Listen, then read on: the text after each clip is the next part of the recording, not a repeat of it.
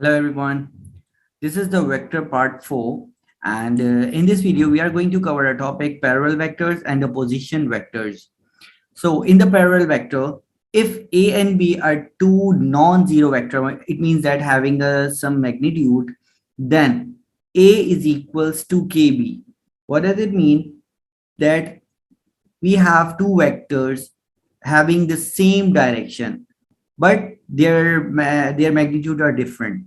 Okay, so we can say that their direction are same and their magnitude is different. So if a vector has a column vector xy, then the another vector having the column vector similar, but it is a multiple of any real number. That is, for example, if it is k, so it will be multiplied with k for the x-axis and y-axis as well. So if we need to, if we have a column vector of any two parallel vectors and we have to identify it is either parallel vectors or not, so we can identify easily. For example, we have two vectors. Here you can see that if we multiply 3 by 2, we will get 6. And if we multiply 4 by 2, we will get 8. So here we have to multiply it by the same number. It means that this pair is a parallel vectors. These are parallel vectors.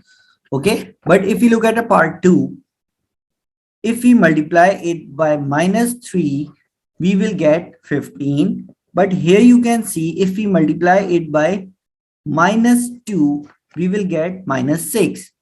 These two numbers are different. It means that this is not a parallel vector. So this is how we can identify that the vectors is parallel or not. Now come to the next topic, that is position vector. Position vector, the starting point of a position vector is usually from the origin. So every position vector starting point will be origin.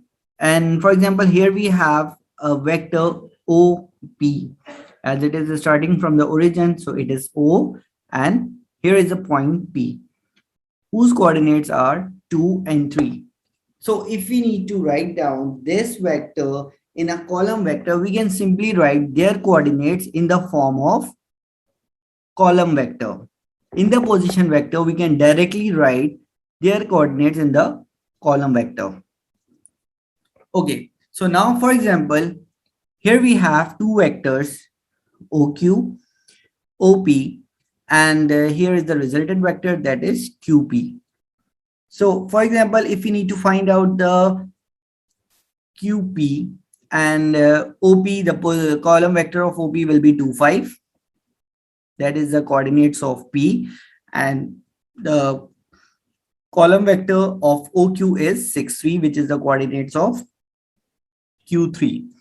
Okay, as we all know that QP will be equals to QO plus OP. QO plus OP. Achha, we already have OP, that is 2, 5. But for the OQ, we have OQ and we need QO. It's mean that we need to shift its direction. So it will become QO will become -6 and -3 if we multiply it with negative. So this is QO.